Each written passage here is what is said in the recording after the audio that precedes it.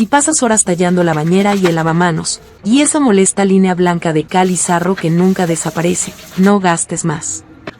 Hoy te enseño a preparar una mezcla casera súper potente que arranca toda la mugre y el sarro. En un recipiente, vamos a echar un poco de refresco de cola, luego exprime el jugo de un limón entero, un poco de jabón líquido para platos, agrega una cucharada de bicarbonato de sodio, vas a notar una espuma efervescente, mezclamos un poco, después agregamos una taza de agua, y por último, un poco de aromatizante para pisos, pásalo a un atomizador, y rocíalo en la bañera. En el inodoro y las llaves, restriega muy bien. Verás como con solo echarlo, la suciedad y el sarro se desprenden totalmente sin esfuerzo. Hazlo y me lo agradecerás. Califica este truco del 1 al 10 en los comentarios, y dime de qué país nos ves. Sígueme para más secretos.